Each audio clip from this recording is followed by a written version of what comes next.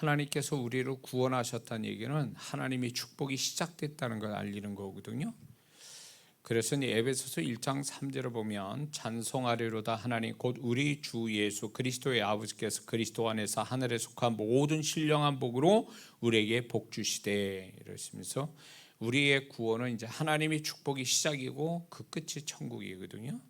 요한삼서 1장 2절 다 아는 말씀처럼 사랑하는 자여 내 영혼이 장래같이 범죄 잘되고 강건하기를 내가 간구하노라, 이렇게 하나님의 뜻이 나타나고, 또 시편 139편 16절에 보면 내 형질이 이르기 전에 주의 눈이 보셨으며 내가 나를 위하여 정한 한 날이 하나도 되기 전에 주의 책에 다 기록된 나이다. 우리가 하나님께 축복받을 것들이 이미 구원받은 것부터 시작해서 우리가 죽는 그 순간까지 주의 책에 또 주님의 영광 받고 우리에게 축복받을 것 기록해 놓으셨다라는 거예요. 그러므로 우리 인생은 어쩌다가 이렇게 구원받고 어쩌다 살아가는 게 아니라 하나님의 계획 속에 구원받고 하나님의 뜻 가운데 하나님이 우리에게 이미 작정하신 것들을 우리가 경험하고 누리고 그렇게 사는 것이 우리 믿는 자의 인생이라는 것입니다. 믿습니까? 그런데 이런 것들을 그냥 저절로 이루어지는 게 아니라 여기에 조건이 붙어요. 믿음으로써 경험이 되도록 하나님이 인도하신다라는 거예요. 이거는 구약의 율법의 구조 한 가지 중요한 원칙, 그거와 유사한 건데, 구약은 율법의 구조가 어떻게 되어 있습니까? 네가 뭐뭐 하면 내가 뭐뭐 하겠다, 이게 하나님의 율법의 구조거든요. 그런데 그렇게 해서 구약에는 행위로서 네가 내 말에, 쉽게 한마디로 말하면 네가 내 말을 순종하면 내가 너를 복을 줄 것이요 네가 내 말을 불순종하면 넌 저주받는다. 이게 구약의 율법의 구조거든요. 신약에서는 이미 하나님이 우리를 구원하시고 축복하시고 우리는 복 있는 사람이 됐단 말이에요. 그래서 우리는 죽음조차도 우리가 복이 되는 것은 천국에 들어가기 때문에 복을 받는 건데, 그런데 그 복이 그냥 거저 가만히 있는 데서 저절로 오는 게 아니라 믿음으로써 그 복을 받고 경험하고 누린다라는 거예요. 그러므로 믿음이 표현되지 않으면, 믿음이 그거를 믿음으로 붙잡지 않으면 그 믿음으로 받을 복을 우리는 받지 못한다라는 거예요. 자, 이 산에서 저 산으로 보면은 여러분들 등산 좋아하시는 분들 알겠지만 그 다리를 놓은 산들이 참 많지 않습니까? 그리고 강을 건널 때도 이 강에서 저 강으로 건널 때 배를 타고 가죠. 이거 똑같이 이쪽에서 저쪽으로를 할 때 중간에 뭔가 연결되는 것이 있는 것처럼 우리가 하나님의 축복이 이미 하늘에서 다 이루어졌어도 그것을 우리 땅에 내려와서 그것이 우리가 땅에서 이루어지게 하기 위해서는 저절로 되는 게 아니라 우리의 믿음이 나타내야 된다는 거예요. 믿음이 표현이 돼야 된다는 것입니다. 그래서 믿음이 아니면 하나님이 계획된 축복들이 이루어질 수 없다 이거예요. 그거는 저절로 되는 것도 아니요, 우리가 구약처럼 행위로 치우쳐서 받을 복 이상의 복이 믿음으로 받는 건데, 그 믿음이 표현돼야 하나님이 약속하신 것이 우리에게 성취된다는 것입니다. 그러므로 믿음을 가지지 못한 성도는, 믿음을 표현하지, 믿음이 없는 성도는 없죠, 구원받으면. 그런데 믿음이 표현되지 않는 성도는 그림의 떡이 되는 것들이 많다라 그 얘기예요. 그런 성도는 믿음으로 축복받는 거는 고사하고 그냥 기껏 받는 거는 율법적 행위에서 받는 자그마한 축복, 그거 외에는 얻을 게 없다 그 얘기예요. 구약의 행위로 복받는 것이 부족하니까 완벽한 우리에게 축복을 주시기 위해서 믿음이라는 것을 우리에게 덧입혀 주신 거예요. 그래서 행위와 믿음, 이 두 가지를 통해서 온전한 풍성한 축복을 하나님이 우리에게 주시기로 작정하셨다 그거예요. 이해가 되십니까? 그런데 이 축복이 뭐에 어떤 거에 그 법칙에 따르게 되냐면 때와 기한의 법칙에 이 믿음이 때와 기한의 법칙을 따를 수밖에 없다라는 것입니다. 이거는 비유로 들면 쉽게 얘기해서 봄에 씨 뿌려서 가을에 추수를 거둬야 되는데 그거는 자연 법칙에 의해서 심을 때가 있고 거둘 때가 있지 않습니까? 근데 심을 때가 있고 그 심은 것들이 자라나는 기한이 있고 거둘 때가 있단 말이에요. 자연 세계에 이런 것처럼 이 하나님이 우리에게 믿음을 주시고 믿음을 우리가 자라나게 해서 이 믿음으로 뭔가를 이루게 하기 위해서는 반드시 때와 기한의 법칙을 따라야 된다는 것입니다. 그래서 때와 기한의 법칙을 따르지 않으면 그 사람의 믿음이 예를 들어서 봄에 씨를 뿌려야 되는데 여름에 씨를 뿌렸다 그러면 그 사람은 때를 놓쳤기 때문에 기한도 정상적인 기한이 아니기 때문에 거둠의 축복도 나타나지 못할 수 있다는 거죠. 그래서 이 때와 기한을 따라서 믿음을 써야 되는 이 법칙이 분명히 작용하고 있다는 거죠. 아무 때나 그렇게 되는 게 결코 아니라는 얘기예요. 자, 우리가 다 아는 것처럼 전도서 3장 1절을 보면 천하에 범사의 기한이 있고 모든 목적이 이를 때가 있다 이렇게 말씀하고 있어요. 또 사도행전 1장 7절을 보면 가라사대 때와 기한은 아버지께서 자기 권한에 두셨으니 너희 알 바 아니요. 때와 기한은 아버지의 권한이 있다.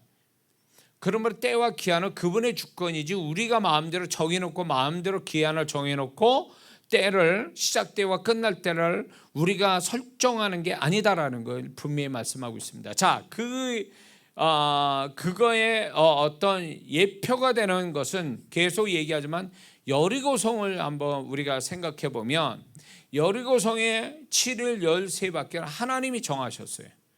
이스라엘 백성들이 정한 게 아니에요. 그거는 뭐냐?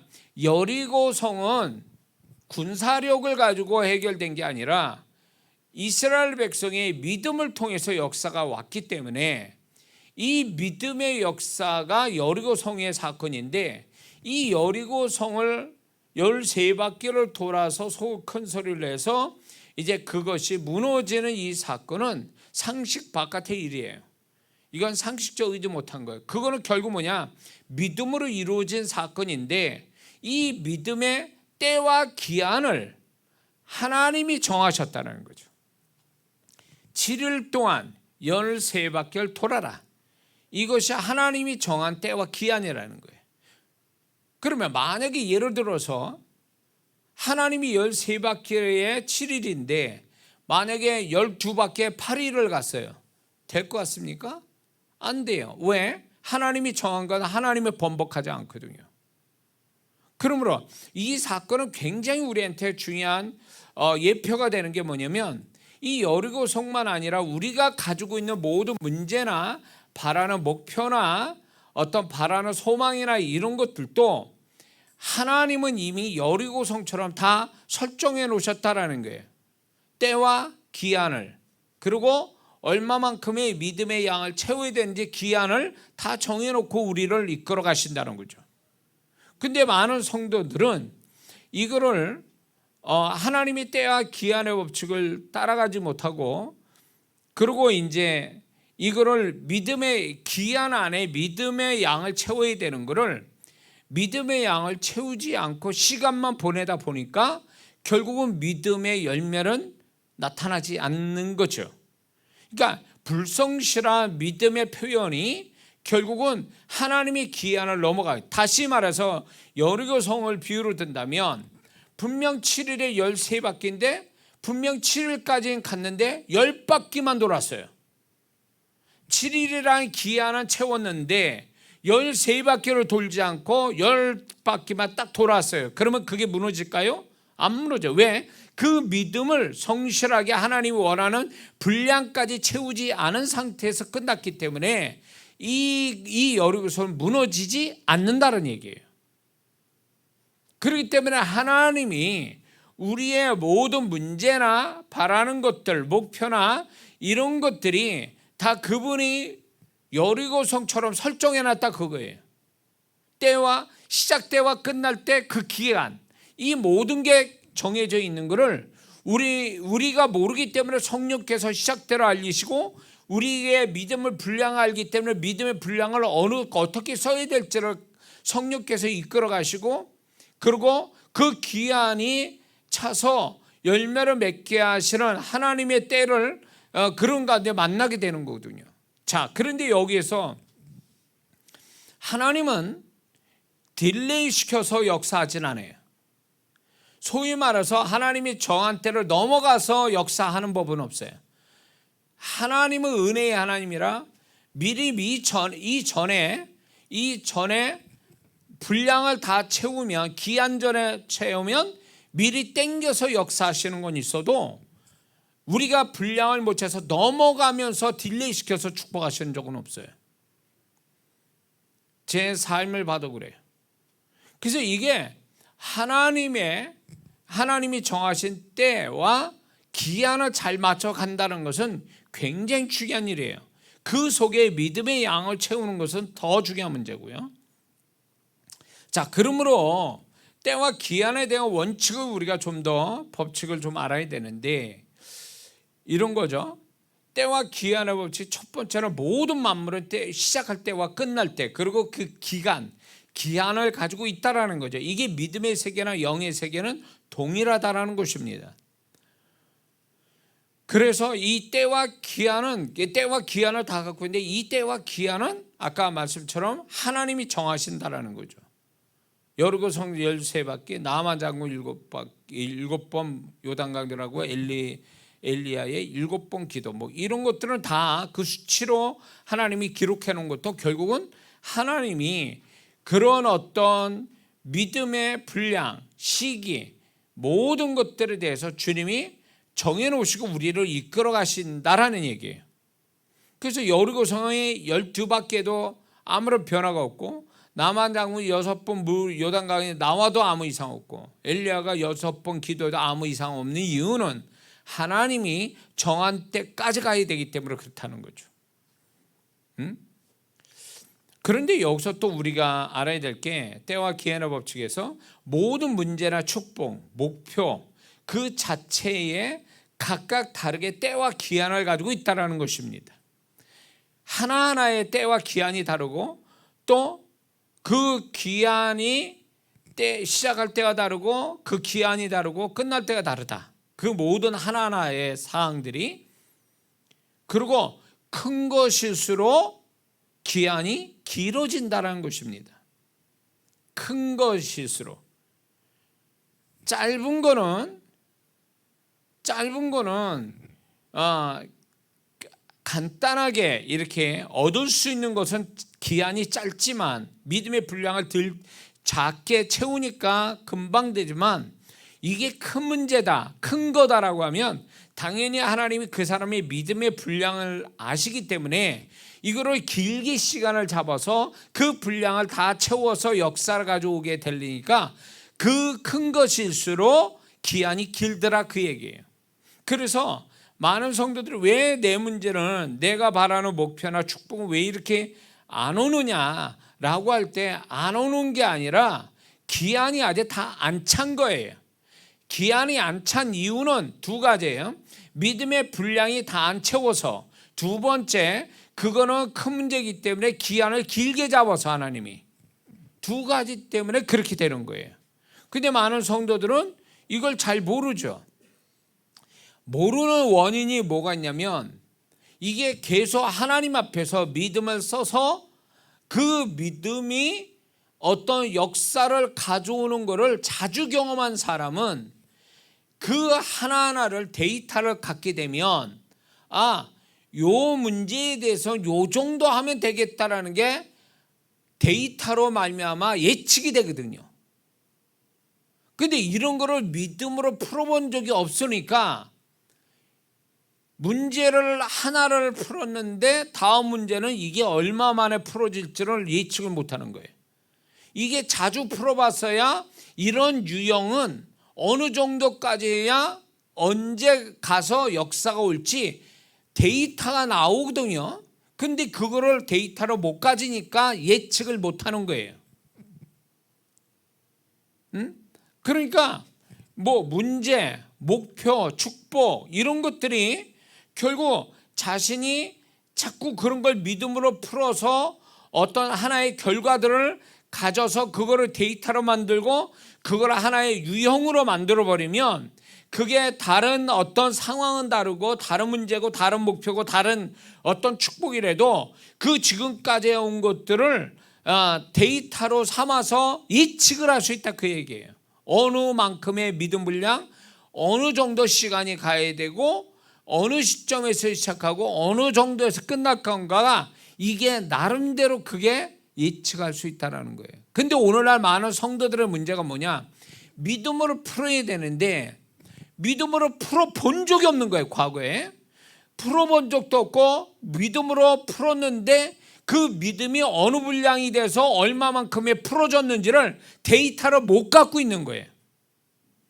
그러니까 이런 데이터로 못 갖게 되니까 항상 어떤 문제나 또 새로운 문제, 새로운 축복, 새로운 목표를 세우면 난감한 거예요. 처음 대하는 것처럼 되어지니까 어떻게 해야 될지를 모르는 거예요. 근데 이걸 믿음으로 많이 풀게 되면 그 데이터에 의해서 예측을 해서 감당이 될 수 있거든요. 예? 뭔 말인지 이해가 되세요? 자, 지금 생각이 난 건데 TV로 보다가 어떤 그 다큐멘터리식으로 이제 이렇게 보여주는 장면 중에 농부가 어느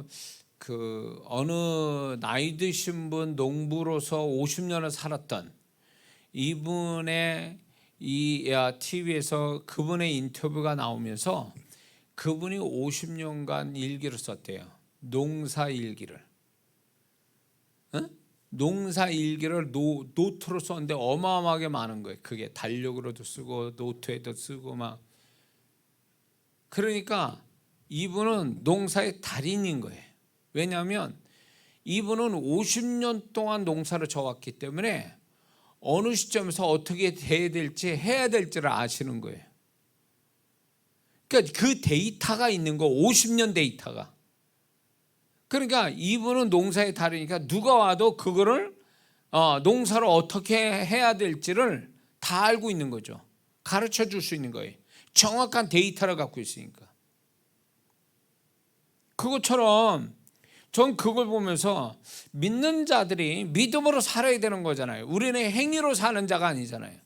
구원을 믿음으로 받아서 믿음으로 살아야 되는 사람들인데 믿음으로 살지 않고 계산으로 살고 행위로 살다 보니까 믿음으로 살아야 될 것들의 데이터가 없다 그 얘기예요. 그러니까 데이터가 없으니까 어떤 예측을 못하는 거죠. 계산이 안 나오는 거예요.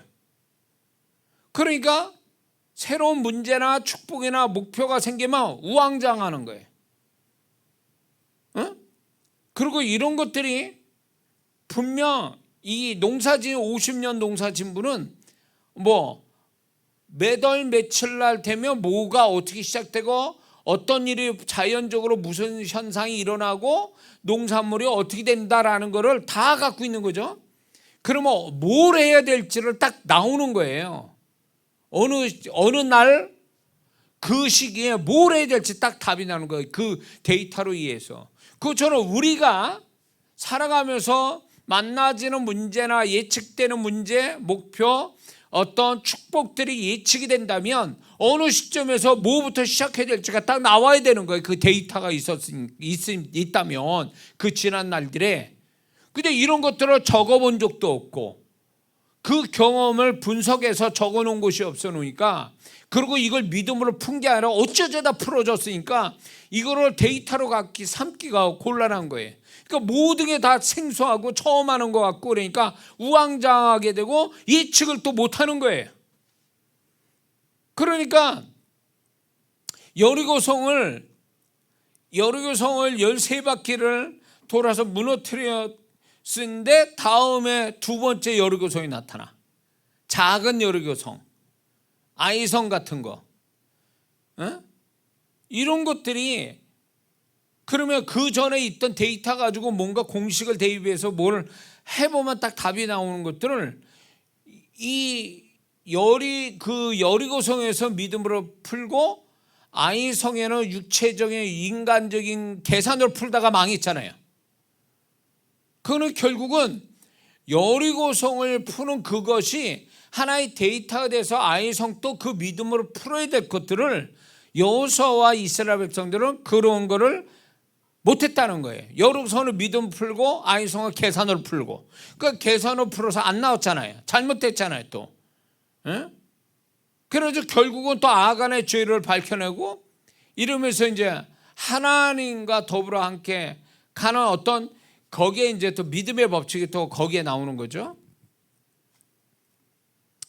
자, 그래서 이 때와 기한의 법칙이 있어서 그 모든 각각의 때와 기한이 있는데 큰 것일수록 기한이 길다. 하나님이 그 기한을 길게 잡는 것은 믿음의 분량을 채우거나 어떤 하나님께서 이 사람이 그걸 성취할 수 있도록 하나님이 기회를 주시는, 시간에 기회를 주시기 때문에 그렇다, 이런 거죠.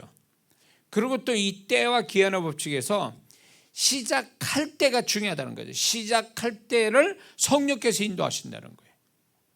그러니까 시작점을 잘 잡아야 된다는 거예요. 시작점을 잘못 잡아놓으면 분명 한 달 전에 잡아야 될 걸 만약 한 달 후에 잡았어요. 그러면 이미 하나님이 그 모든 것들 이룰 때가 있는데, 그러니까 끝날 때가 있는데 그 끝날 때가 연기가 되는 거죠. 기한이 넘어갈 수도 있다라는 거예요. 그렇기 때문에 제일 중요한 거 뭐냐? 때예요. 그 시작할 때예요. 그거를 성령께서 인도해 주신다는 거예요. 그래서 시작이 반이라고, 시작을 잘하면, 그 믿음의 시작을 잘하면 그게 기한을 잘 채울 수 있고 끝을 볼 수 있는 어떤 확률이 높다라는 거예요. 근데 시작을 잘못 잡으면 중간에 아무리 성실해도 이미 타이밍을 놓치고 가는 거기 때문에 그 수고가 헛수고가 될 수도 있다는 얘기예요. 그래서 성령께서 시작을 잘 이렇게 가질 수 있도록 마음이나 상황으로 계시하시고, 또 특별한 영적인 현상, 뭐 꿈이나 어떤 환상이나 아니면 하나님의 특별한 음성이나 뭐 성경 구절이나 뭐 이런 걸 통해서 시작점을 잡아주신다는 거예요. 그러면 그걸 놓치면 안 된다는 거예요. 자, 우리가 문제가 발생이 안 됐어요. 그러나 하나님 미리 아시고 그걸 어느 순간인가 생각이 나게 해서 기도를 시킨단 말이에요.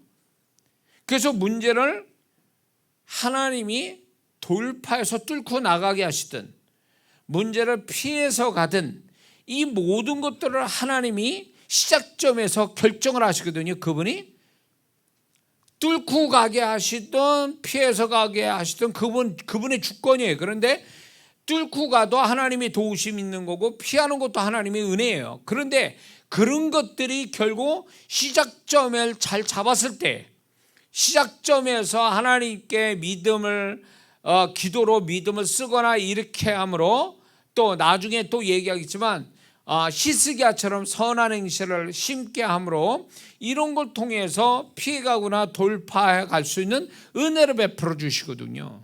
근데 이게 시작점을 못 잡잖아요.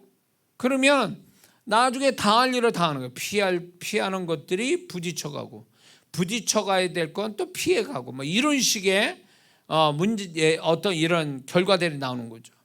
그리고 어떤 축복이나 목표도 그거를 이거는 내가 예측할 수 있는 거니까 이런 것들에 대해서 네가 그런 믿음이 있냐? 네가 그걸 이루기 원해? 그러면 그분이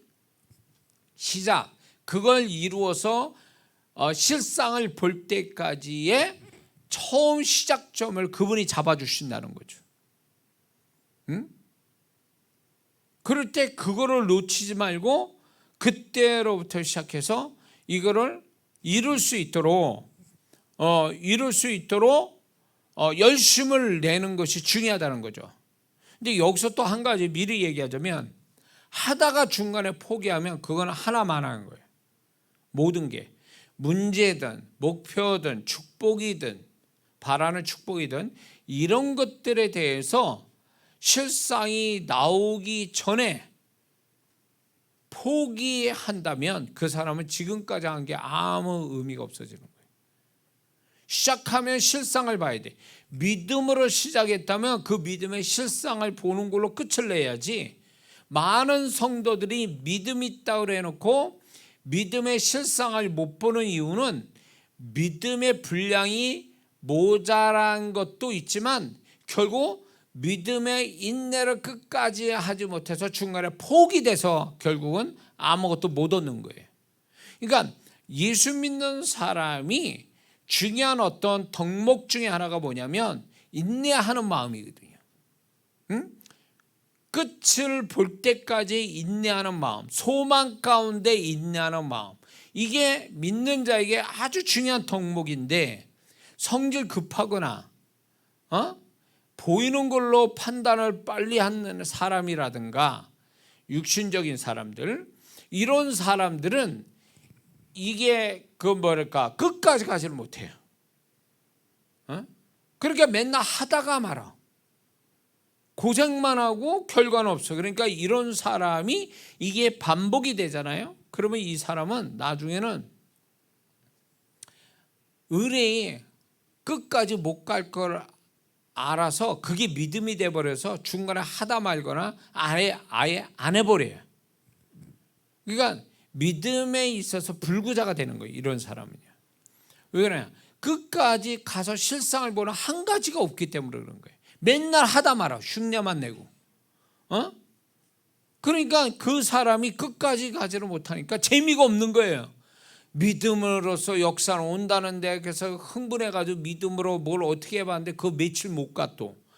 그래가지고 하다가 말다 또 중간에 좀 안 되겠다 해서 또 하다가 또 말고, 이런 식으로 간헐적으로 하고 그러다 결국은 포기해야 하니까 이 사람은 믿음을 쓰는 게 재미가 없는 거예요. 재미도 없고 이게 반복이 되다 보니까 이게 습관성이 되어가지고 의뢰의 실상을 못 볼 줄 알고 시작하는 거예요, 이런 사람은요. 재미도 없고. 그러니까 이런 사람들은 참 안타깝죠. 그래서 믿음이 없는 게 아니에요. 믿음이 없는 게 아니라 믿음의 인내가 없는 거예요, 사실은. 그래서 예수 믿는 사람이 실상이 보기까지 믿음의 인내를 달라고 기도하는 게 굉장히 중요하고요. 또 성령께서 이 믿음의 실상이 보기까지의 끝까지 갈 수 있도록 성령께서 푸시한다는 거예요. 감동과 자극과 열정과 이런 여러 가지를 주셔서 그런 거를 끝까지 가도록 푸시한다는 거예요. 제가 이제 방언밖에 못했던 목사가 지금 이제 소위 제가 영적인 세계에 관한 거를 이 정도까지, 저는 생각에 이게 이 정도까지 얘기한 사람이 있을까 싶기도 하지만 뭐 제 자랑이 아니라, 이게 여기까지 제가 알기까지는요, 이게 방언밖에 못했던 사람이 여기까지 오기까지는 사실은 시작을 할 때에 저 혼자 성령님과 함께 교통하면서 그분으로부터 배우는 것들에 대해서 끊임없이 이제 그거를 아무런 어떤 그 집회를 나가기 전이었으니까 이게 뭐 하는 건지 알 수가 없어요. 나 혼자 쇼를 하는 건지, 내가 지금 내 착각인지, 이게 되는 건지 안 되는 건지, 뭐 이런 여러 가지가 체험은 됐지만 이게 정말 되는 건지 안 되는 건지 검증도 못 받고, 막 이런 상황들 속에서 갈등 가지면서 포기할 마음도 상당히 많았어요. 그런데다가 계속 성령께서는 기다리라고 그러면서 금식까지 시키는 거예요. 금식은 저한테 치명적인 건데, 금식을 또 한 번만 시키는 게 아니에요. 입맛 돌만 하면 또 금식시키고 막 그래가지고 그런 시간들을 보내는 거. 혼자 그러는 거. 혼자 누가 알아주는 것도 아니고 혼자 그러고 있는 거예요. 그 시간이 길었단 말이에요. 그래서 중간중간에 포기를 막 하고 싶었는데 성령께서는 그게 아니라는 거죠. 기다려라. 네가 헛되지 않을 거다. 계속 중간중간마다 격려해주고 힘을 주시고 또 환상을 보여주시고 이런 것들로 인해서 결국 제가 끝까지 감당이 되고 이제 끝까지 감당된 상황에서 이제 집회가 열어진 거예요. 생각지 않는 서울에서 장로교에서 집회가 열어지면서 거기서 소위 말하면 놀라운 일이 벌어진 거예요. 나도 상상을 못할 일들이 거기 벌어지면서 이게 그동안에 내가 해왔던 것의 실상이라는 거예요. 그러면서 틀리지 않았구나. 그동안 내가 포기하지 않고 끝까지 해온 그 결과가 지금 집회 가운데서 역사가 일어나는 걸 보고 이제 틀리지 않았다는 걸 증명시켜 주는 거예요. 실상을 거기서 본 거예요. 그러니까 많은 사람들이 믿음의 인내, 때와 기한이 있는데 시작점을 잘 잡았어요. 근데 기한이 자기의 생각만큼 빨리 오질 않고 지나가지 않고 끝날 데가 없으니까 자꾸 의심하고 실망하고 포기하고 싶고 이런 마음들이 그 기한 속에 있는 거예요. 그럴 때 그때 뭐가 필요하냐면 성령께서 나를 이렇게 세우고 격려하고 힘을 주시고 소망 주시고 자극하시고 감동을 주시는 것들을 경험해야 돼요. 그래야 그게 끝까지 가는 거예요. 그냥 인간적인 그냥 견디기만 하면 되는 걸로 가는 게 아니더라 그 얘기예요. 응? 제가 이제 목회를 이렇게 하면서도 지금 이렇게 하면서도 하나님이 처음에 주셨던 환상이 있어요 저한테. 그리고 성도들의 입에서 나온 하나님의 계시적인 예언들이 있었어요. 그런데 지금까지 지금 목회 제가 33년인데도 아직도 그게 이루어지지 않았어요. 이루어지지 않았으면 거의 30년인데 중간중간에 또 그게 확인이 되고 이랬다면 포기가 돼야 되는 거 아니에요? 이제 일찌감치 그런 거 접어야 되는 거 아닙니까? 근데도 이게 내 생각에서 나온 거라면 일찍이 접었죠. 왜냐하면 나도 성격이 급한 사람이고 또 아니면 아닌 사람이기 때문에 벌써 접었을 거예요.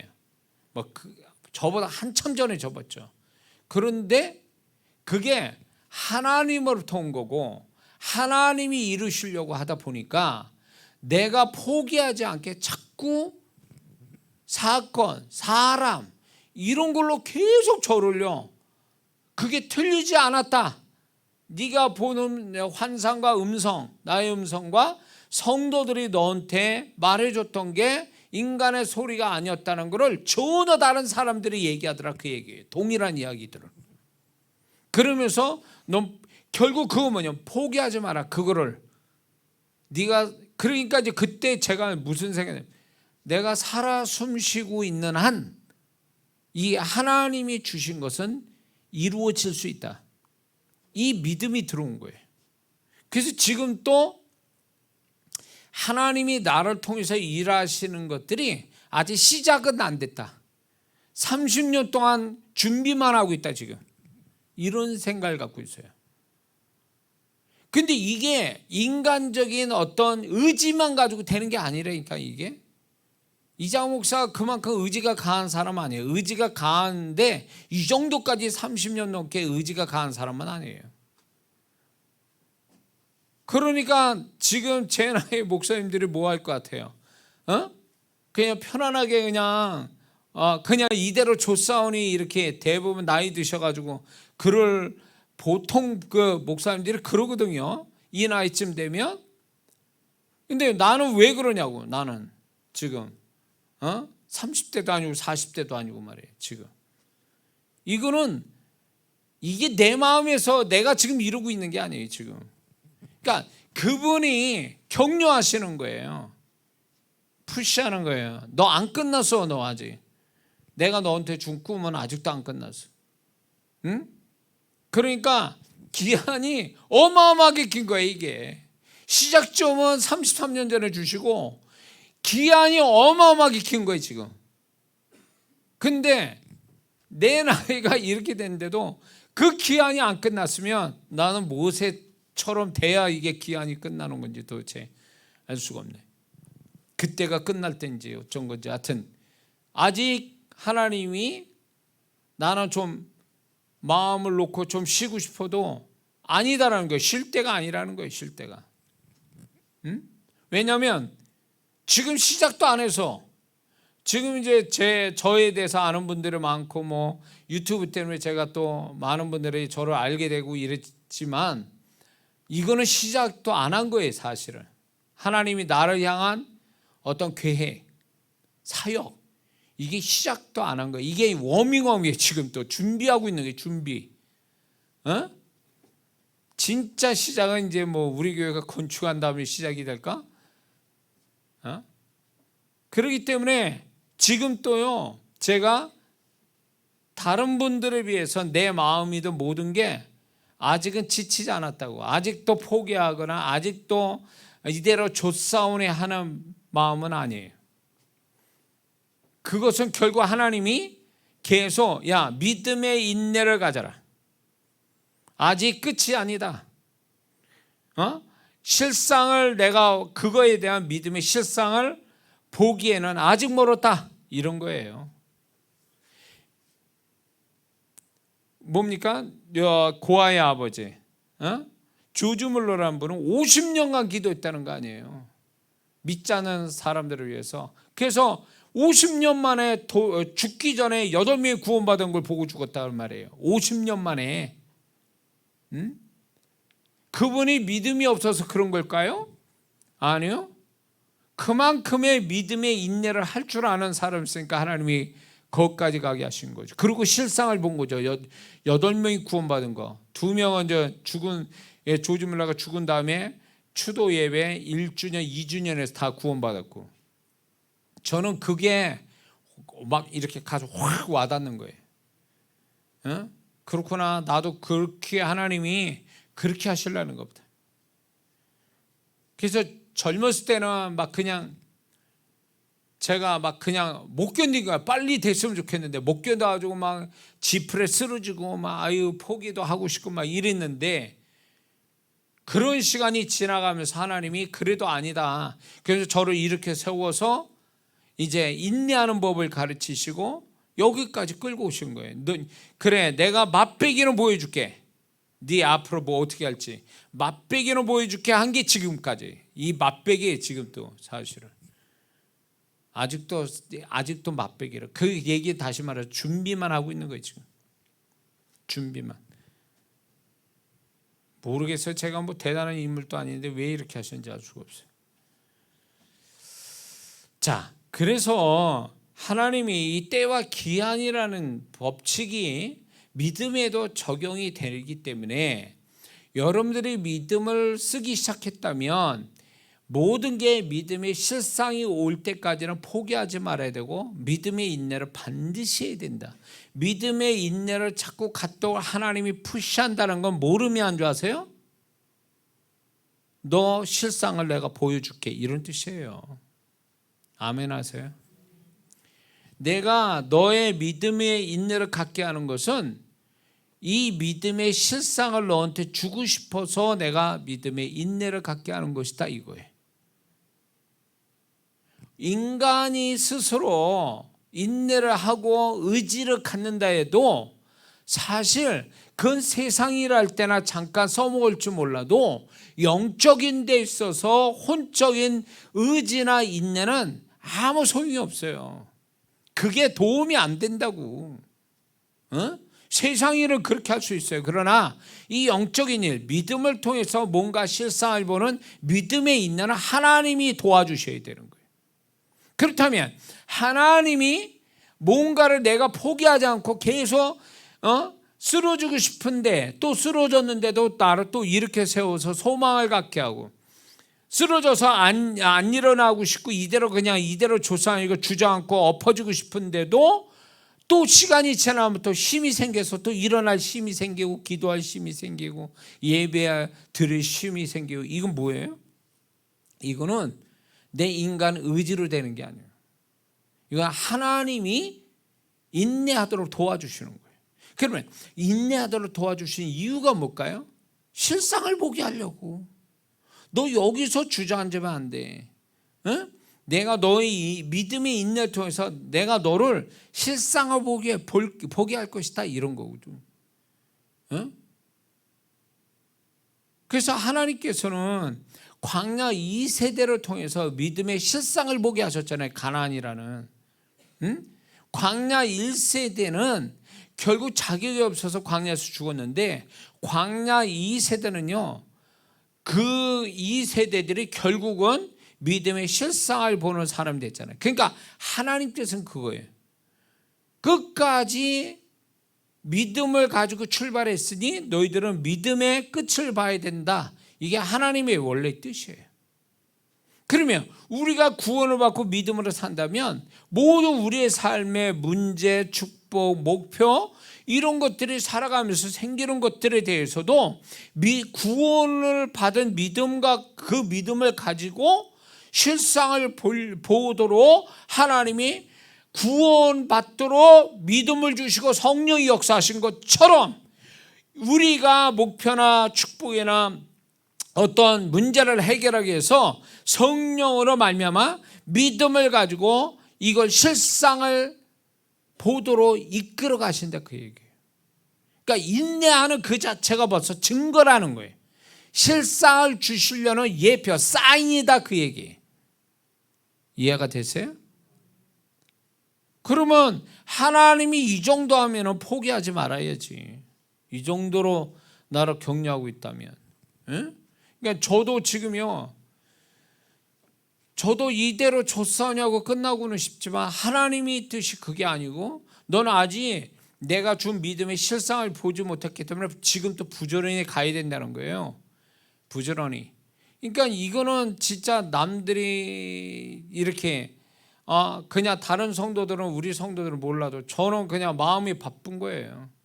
그 실상을 보는 데까지 내가 인내하고 견디고 서 있어야 되고 달려가야 되고 막 이런 것들에 대해서 이거는 하나님과 나와의 둘 사이에서 이게 이루어져야 되는 거구나, 이런 생각 드는 거죠. 자, 그래서 이제 때와 기한의 법칙 속에 이런 게 있습니다. 때와 기한이 지나간 것은 원하는 대로 이루어지지 않는다라는 거죠. 왜냐하면 믿음의 기한이 있는데 기한 안에 믿음의 분량을 채우지 못하면 결국 그거는 기한 안에 그 믿음의 분량을 채워야 되는데 채우지 못하니까 결국 실상은 오지 않는 거죠. 그리고 아까 얘기한 것처럼 시작점을 너무 늦게 잡았어. 그럼 자연히 기한이 줄게 돼 있죠. 자, 예를 들어서 이런 거예요. 여리고성으로 비유를 들면, 자, 여리고성은 7일 가서 13바퀴를 돌아야 된다. 제7일에 가서는 7바퀴 돌아라. 그런데 이스라엘 백성이 만약에 3일을 놀고 있어. 3일 동안 시작점을 놓쳤어. 그래서 3일을 놀고 있다가 4일째부터 돌았다. 그러면 되겠습니까? 그게? 안 돼요. 왜냐면 기한은 이미 촉박하게, 기한에 하나님이 7일 줬는데 3일 만에 이루어진다는 건 말이 안 되는 거거든요. 그것처럼 하나님이 시작점을 잡았는데 내가 그 시작점을 늦게 잡는 바람에 기한이 촉박해지는 거야. 단축이 된 거겠죠. 그러면 단축이 됐다면 믿음의 분량을 다 못 채우니까 어떤 일이 벌어져요? 믿음의 실상은 결국 못 보는 거예요. 끝을 못 보는 거죠. 그래서 이게 믿음의 분량이 촉박해서 기한 안에 믿음의 분량을 못 채서 지나가기 때문에 실상을 보지 못하는 경우가 있고, 그 이유가 있고, 두 번째는 그 이유가 뭐냐면 때와 기한이 지나가는 것을 원하는 대로 이루어지지 않는 것은 하나님이 그 때와 기한 안에 그거를 이룰 수 있도록 도와주시는데, 아까 얘기한 것처럼 제 경험으로 도와주시는데, 그 때와 기한 속에서 그 하나님의 도우심이 때와 기한을 넘어가 버리니까 하나님이 도우시는 은혜와 손길이 사라져 버린 거예요. 자, 만약에 예를 들어서 이 사람이 때와 기한이 한 달 전이고 한 달 기한이 있고 한 달 후에 끝날 때예요. 근데 이 사람이 하나님이 그 한 달 동안에 시작 전부터 끝날 때까지 여러 가지 환경이든 마음이든 여러 가지로 돕는 은혜들을 주셔서 이 안에 믿음의 분량을 채워서 끝나게 하시려고 하는데, 이 사람이 이게 지나가 버렸어요. 한 달 전에 해야 되는데 한 달 후에 시작됐어요. 그러면 무슨 일이 벌어지냐? 이미 때와 기한이 지나간 상태에서 시작된 거기 때문에 믿음의 분량은커녕 하나님이 그 한 달 전에부터 주시는 은혜와 손길은 하나도 경험 못하는 거예요. 왜? 때와 기한이 지나갔기 때문에. 뒷북치는 거지, 소시야. 지나가 버서 손 흔드는 것과 똑같아요. 왜 기도할 때 기도 도와주시려고 기도하라 마음을 주셨고 의욕 주셨는데 왜 그때는 안 하고, 그런 하나님의 손길이 다 끝난 다음에 더 이상 이제 그런 도움을 안 주실 때 기도하려니 그게 기도가 되냐고. 안 되지.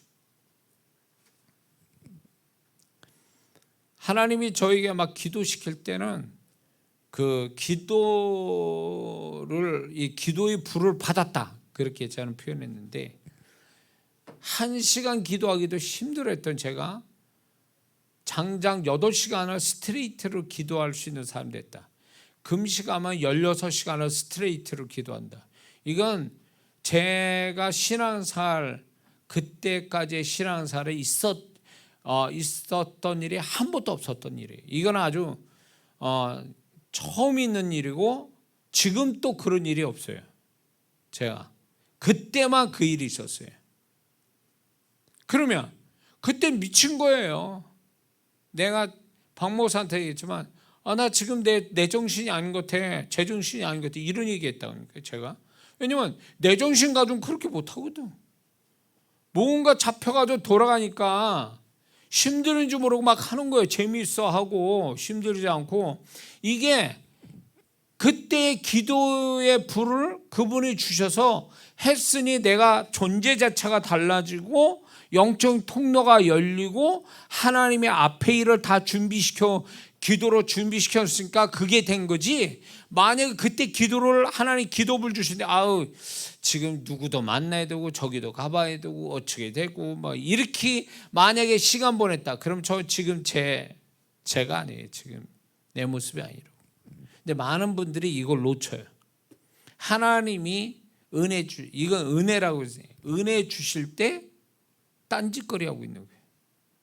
하나님이 믿음을 자꾸 쓰라고 주실 때 믿음은 안 쓰고 계산하고 있고 딴 데 가버리고 막 이렇게 돼가지고 하나님이 도와주실 때와 기한을 넘어가 버리니까 뒤늦게 이건 아닌데라고 하다가 보니까 그때는 이미 하나님의 손길이 끝나버렸어.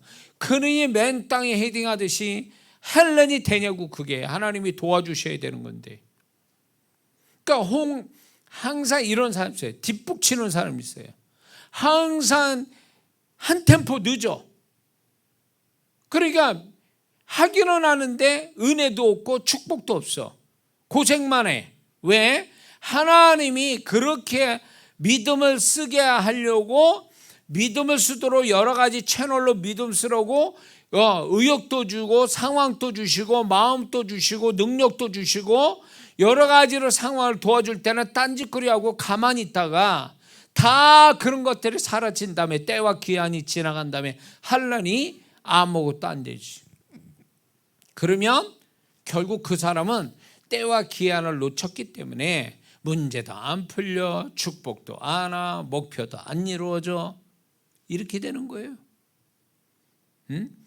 지금 또 아찔한 게 뭐냐면 제가 그때 미친 듯이 기도를 받아가지고 막 미친 듯이 막 이렇게 기도하고 말씀 보고 금식하고 그 다음에 한국 강산에 성령 사역을 어떻게 하냐 그거를 그때 미친 듯이 돌아다녔어요. 그걸 보러 어떻게 하는지 그게 이제 저의 사역의 아주 중요한 베이스가 됐어요. 그런 거에서 이건 하지 말아야 돼, 저건 해야 되는구나, 뭐 이런 것들을 이제 분별시켜 미친 듯이 돌아다녔어요. 그때는 가방 하나 들고,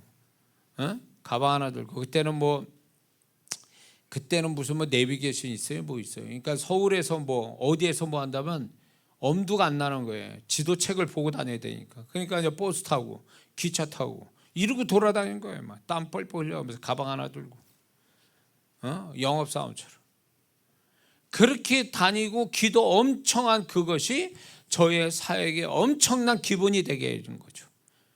지금 그렇게 하라면 못해요. 지금 저는. 왜냐면 그때 하나님이 시작점을 잡게 하셔서 시작점에 굉장히 그렇게 하나님이 하라는 대로 하니까 그 미천으로 지금까지 온 거예요. 뭐 사역 속에 여러 가지 하나님 또 시작점을 잡아준 것들이 있어요. 그것도 다른 측면인데 그때를 제가 처음 출발이 그거였기 때문에 그런 감각을 가지고 놓치지 않으니까 하나님이 미친 듯이 하는 그때에 하나님의 그 하나님을 의지해서 믿음으로 시작한 그것을 항상 실상을 보게 하죠. 실상을.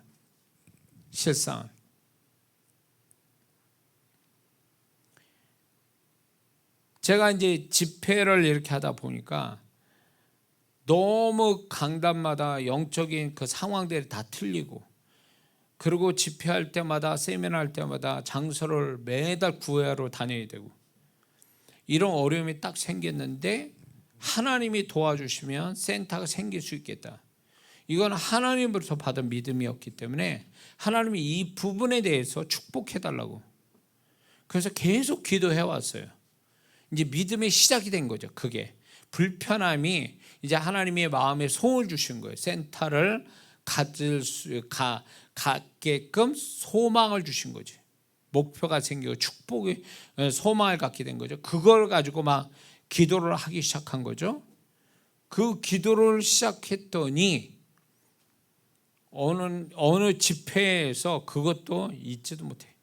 저 장성이라는 전남 장성이라는 그 학교가 폐교된 그 학교에서 집회를 하게 됐는데 그 집회할 때에 폐교니까 그 왜 떨어져 있는데 설마니 사람 오겠네.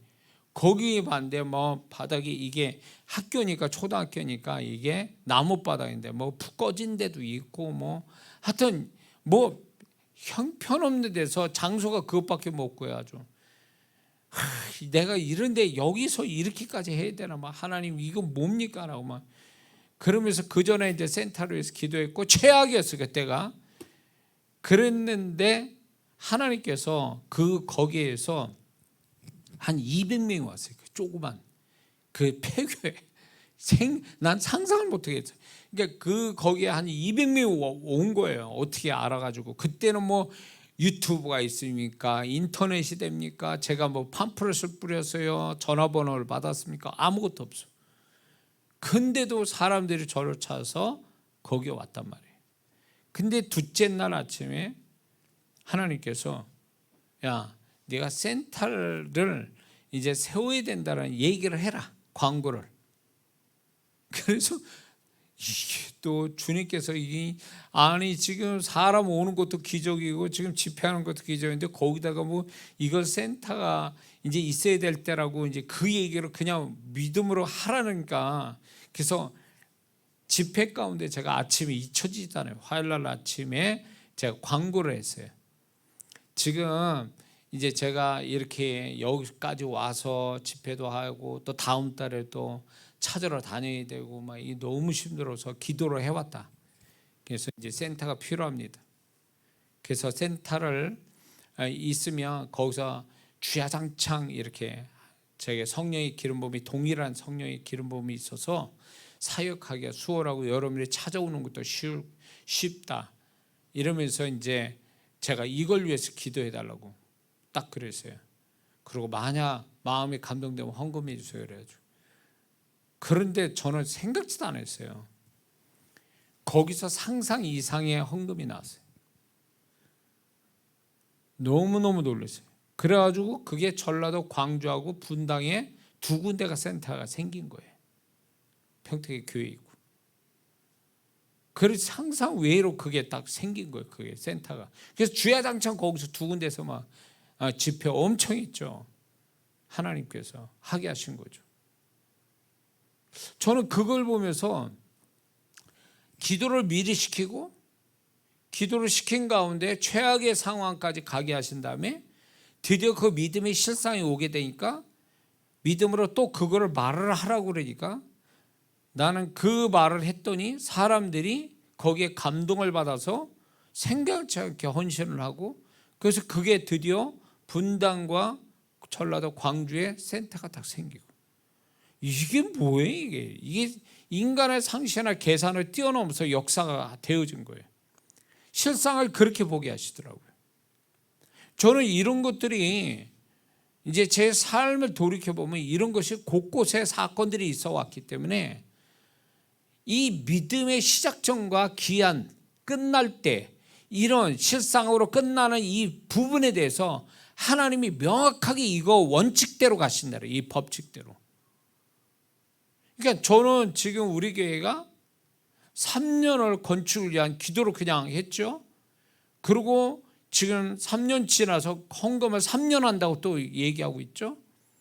이런 것들이 제가 볼 때는 이건 인간적인 상식으로 계산으로 보면 안 되는 일인데 하나님이 미리미리 기도시키고 이것이 진행되는 거 보면 또 증거를 하나님이 또 분명하게 주셨고 그러면 이건 되는 일이구나. 이게 되는 일. 이제 보세요. 하나님이 저를 그렇게 이끌어오죠. 아무것도 없는 데서 믿음 하나 가지고 믿음의 때와 기한의 법칙에 따라서 했더니 하나님이 결과. 그러니까 저 하나를 통해서 하나님이 이루어 가시는 거예요. 저 하나를 위해서.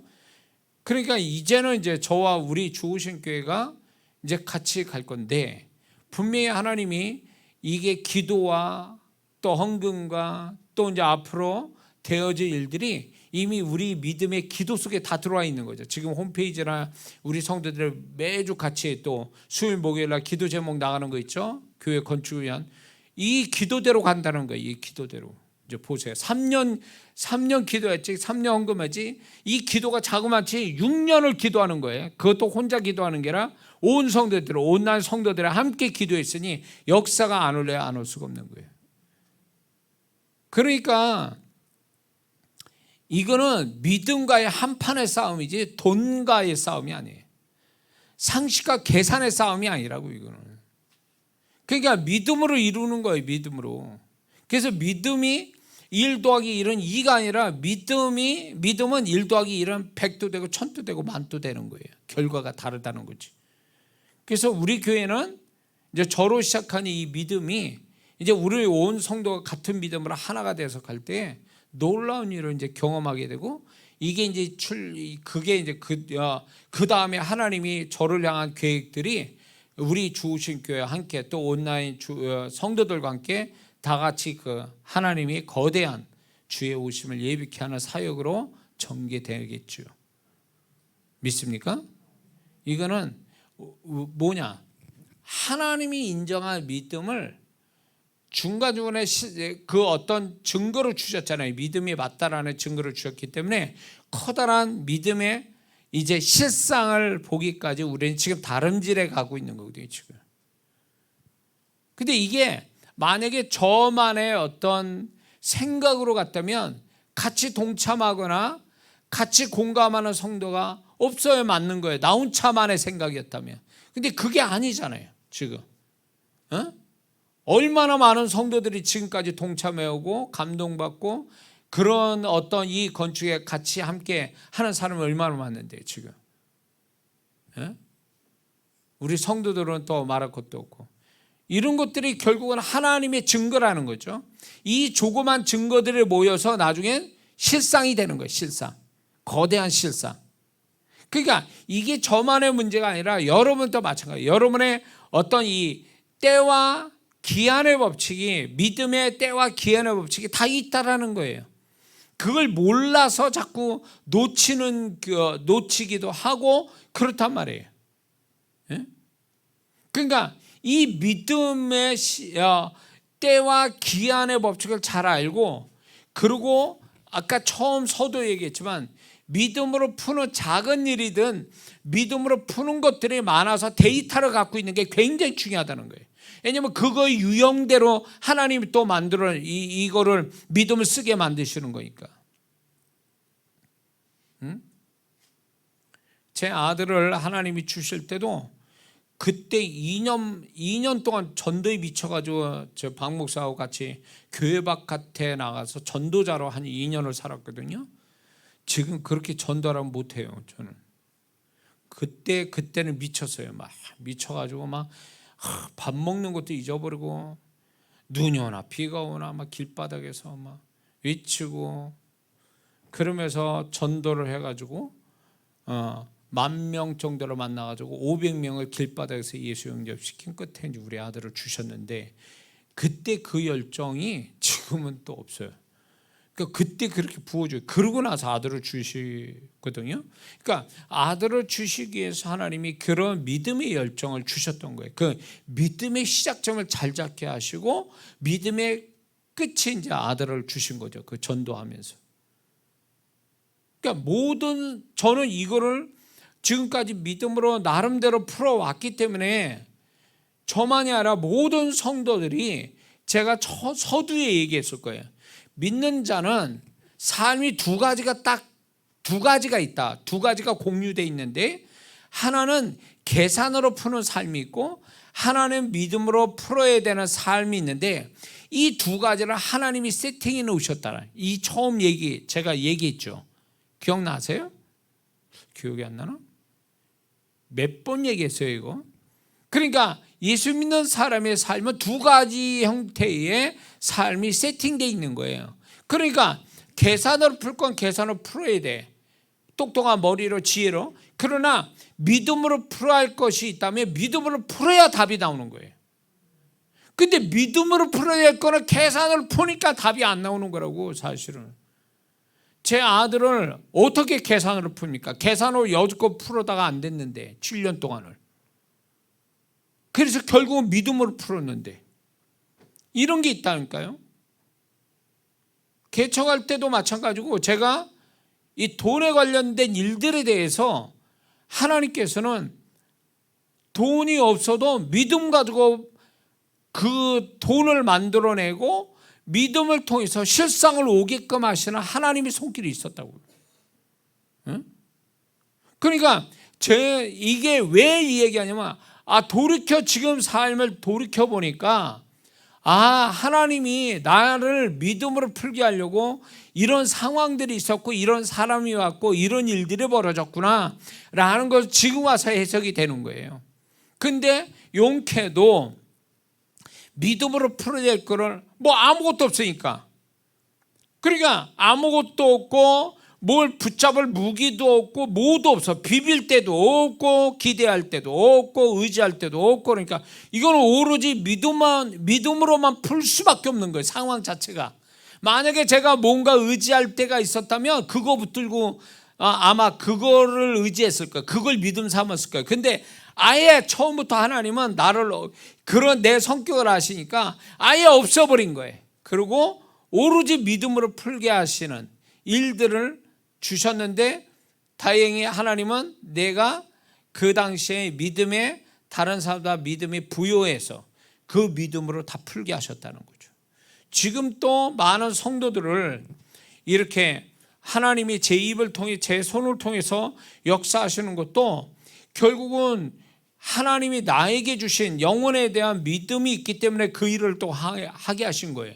만약에 내가 성도들에 대해서 그만한 믿음이 없다면 백날 내가 손을 얹고 기도해도 안 되는 거거든요. 된다는 얘기는 뭐예요? 하나님이 제 믿음을 인정하신 거죠. 그래서 그 믿음의 실상을 보게 하시는 거죠. 제 사역은 믿음으로 이루어진 거거든요. 다 지금까지. 내가 지금 영사로 참여해서 간증 올린 사람들 내가 얼굴을 봤습니까? 뭘 했어요? 그러나 하나님이 보여주신 걸 믿음으로 말하는 가운데 주님이 함께 말씀하신 게 돼서 역사가 온 거 아니냐 말이에요. 그러니까 이게 믿음으로 다 이루어지는 거예요. 믿음으로.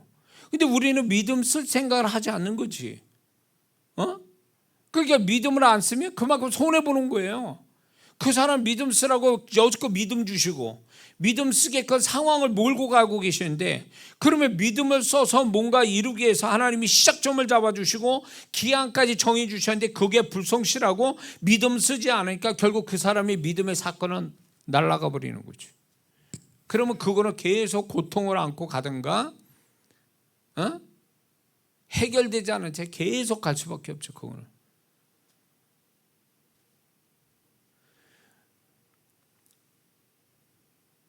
자, 우리 삶에 온갖 방법을 다 써도 안 된다. 그거는요 이미 답 나온 거예요. 믿음 가지고 믿음으로 풀으라고 하신 문제라는 것을 알아야 되는데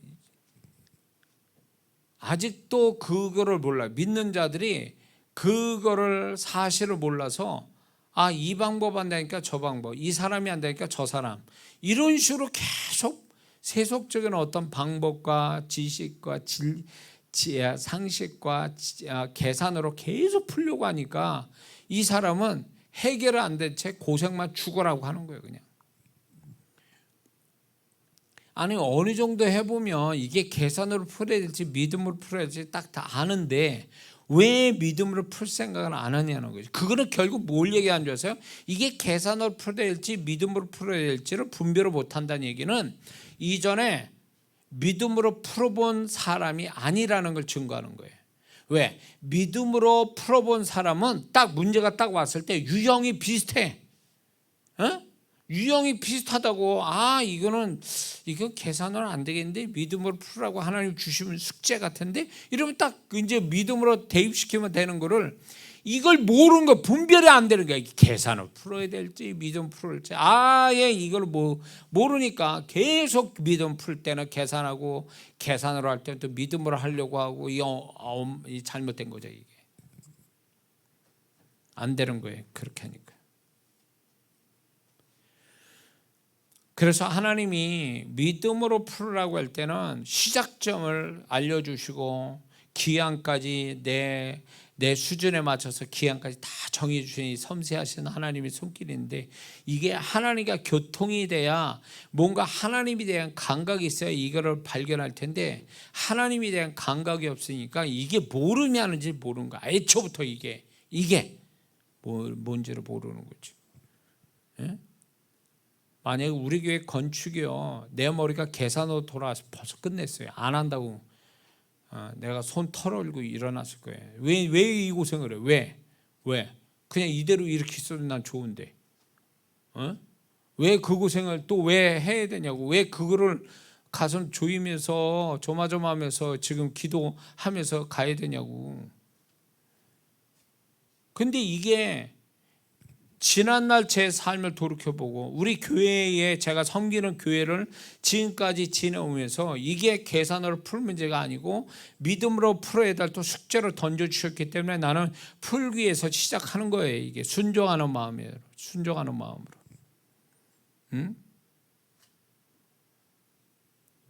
그래서 이런 게 있어요.